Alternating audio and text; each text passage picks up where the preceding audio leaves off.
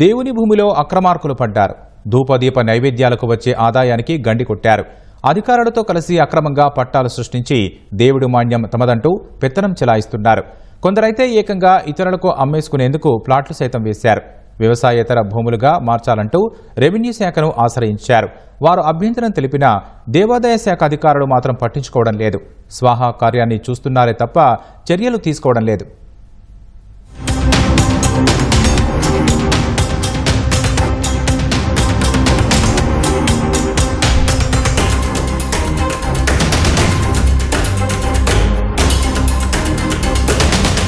ప్రకాశం జిల్లా సింగరాయకొండ మండలంలోని ఊళ్లపాలెమిది. 200 ఏళ్ల కిందట ఇక్కడ చేపట్టిన తవ్వకాల్లో దేవతామూర్తుల విగ్రహాలు బయటపడ్డాయి. దీంతో భక్తులు అక్కడే శ్రీ కోదండరామస్వామి ఆలయం నిర్మించారు. ధూపదీప నైవేద్యాల కోసం కొంతమంది దాతలు భూములు, భవనాలు విరాళంగా ఇచ్చారు. ఆ భూముల వివరాలన్నీ 1958లోనే దేవాదాయ శాఖ రిజిస్టర్లో నమోదు చేశారు. కొత్తపట్నం మండలం అల్లూరులో 17.15 ఎకరాల భూమి ఉంది. ఇది ఈ కోదండరామస్వామి ఆలయానికి చెందినది. ఆ భూములకు సంబంధించిన కౌలు ఏటా దేవాలయానికి సమర్పించి ఉత్సవాలు నిర్వహిస్తుంటారు. 2010లో కొందరు ఆ భూమిలోకి అక్రమంగా ప్రవేశించారు. కొంత భూమిని ఆక్రమణదారులు రియల్ ఎస్టేట్ కోసం విక్రయించారు. సబ్ లీజులకిచ్చి పంటలు కూడా వేసుకుంటున్నారు.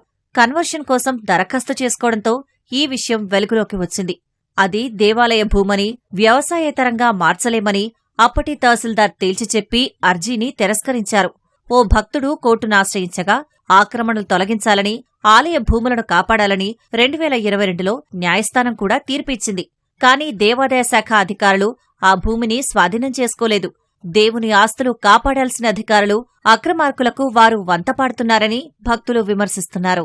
మే నెల మా మగతా తెచ్చి మాకు తిరణాలు జరిపేవాళ్ళు. అక్కడ ఇతను 2099లో చైర్మన్ గా అయిన తర్వాత వెంకటసుబ్బ నాయుడు ఈ భూమిలో 2010లో మార్పులు చేయాలని ఆలోచన వచ్చింది. దురుద్దేశం కలిగి ఈ విఆర్సీ రెడ్డి ఇక్కడ విఆర్ఓని నమ్మబలుకొని ఇతను కొంచెం భాగం ఏర్పాటు చేసి వాళ్ళు కొంత భాగంగా పంచుకొని ఈ భూమిని అనేకరణ చేయడానికి ఫారం పెట్టి ఇది లలితమ్మ మా నాయనమ్మది అనే దానికోసం ఒక అడంగంలో కోదండరామస్వామి పేరుని తొలగించి ఆమె పేరుని ఎక్కిచ్చారు.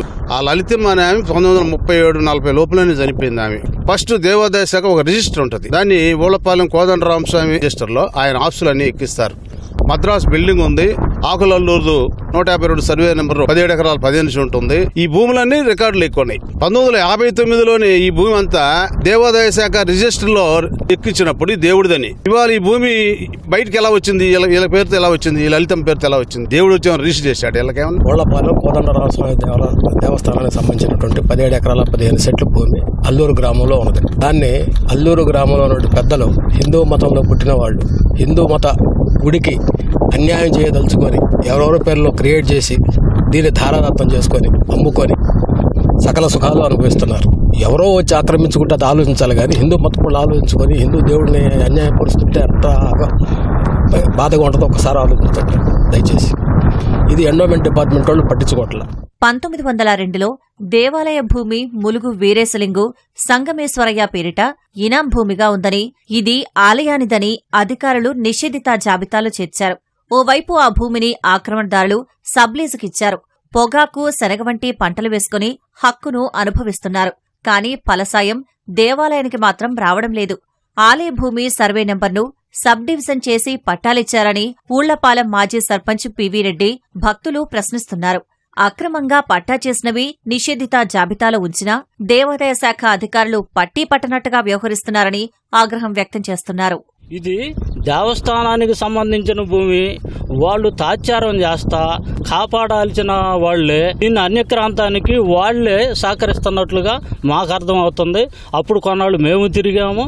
ఆ తర్వాత గవర్నమెంట్ వచ్చిన తర్వాత అది ఏదో కోర్టులో జరుగుతుందని విన్నాము. ఇప్పటికీ కూడా అది క్లియర్ కాకపోవడానికి దేవస్థానం డిపార్ట్మెంటే కారణమని మేము అనుకుంటున్నాము.